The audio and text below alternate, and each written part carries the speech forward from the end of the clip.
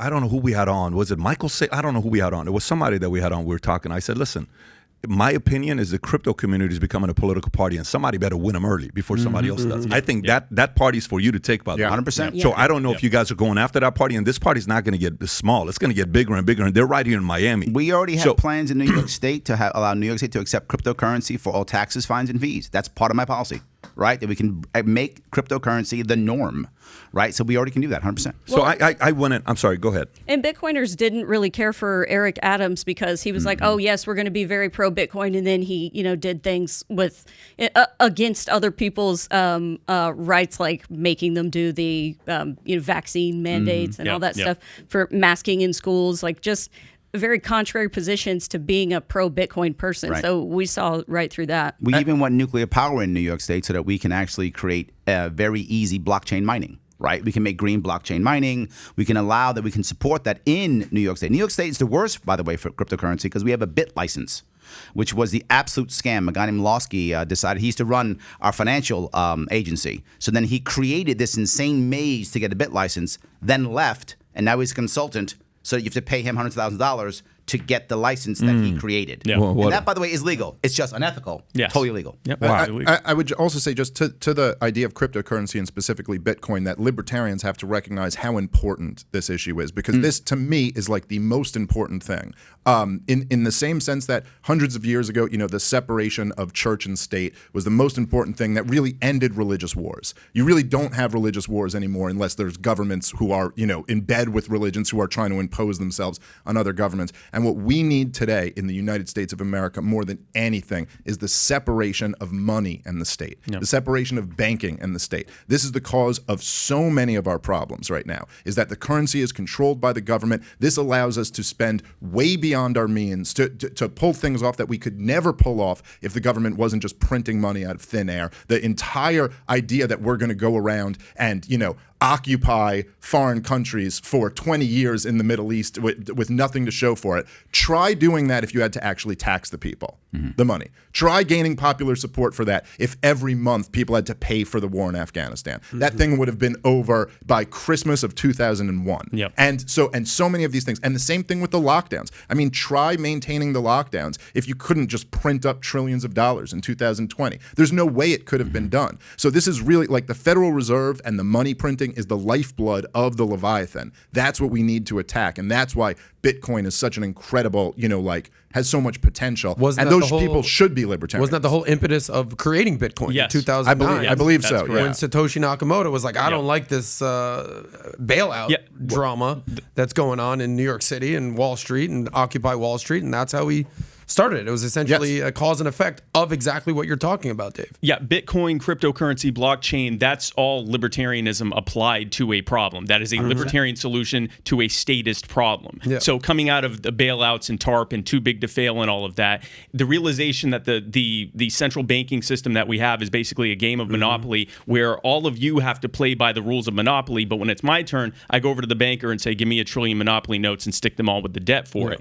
What would happen in that game is exactly how everything is playing out right now. You have a small handful of people who get richer and richer and richer because they have the access to the funds, the money that's being printed out more than anyone else. The cost of everything is going through the roof because they can spend wantonly because it's not their money. There's malinvestment that's leading to these bubbles in the economy, the real estate bubble, the stock market bubble, the student debt bubble. All of that is because money's just being thrown around. When you get government out of that, when you have the market deciding what money is, then not only do you not have the rampant inflation that you have right now, but you also don't have the rampant government spending that you have right now. You don't have the endless wars like Dave said. You don't have the cronies like Larry said that get to build a system for them to be a millionaire for the rest of their life. All of that goes away because now government has to do what literally everyone else has to do.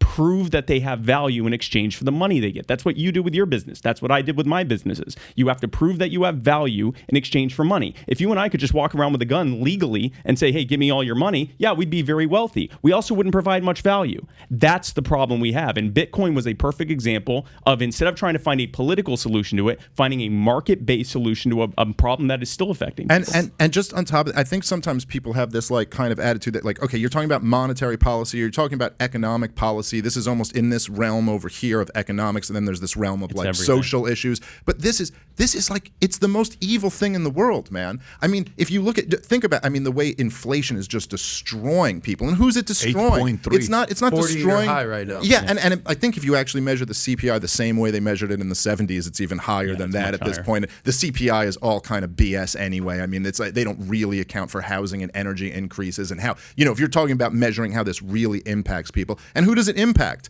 Well, not Wall Street speculators, not billionaires who own hard assets. It's impacting people on fixed incomes. It's impacting, you know, the retired and the poor and the working class. And this government spending, I mean, you go look at like, I think it's, I might have this double check me on this, but I think 10 of the 13 richest counties are all the suburbs of Washington, D.C. Yep. I mean, these are the people who are getting rich up. It's not like this is the bastion of capitalism. There aren't big factories in Washington, D.C. producing everything. They're just the politically connected. They're people in bed with a weapons company that funds a think tank that comes up with a piece that we actually need to go send a whole bunch of weapons Crony to Ukraine. capitalism, Yes. lobbyists, And all just doing their thing. And this is like in the real application of all this is like that families get broken up, that men put revolvers in their mouth and commit suicide, that kids are like lives are destroyed. This can't be removed from a social issue. This is actually, and then you look around and you're like, why is the social fabric of this country like falling apart?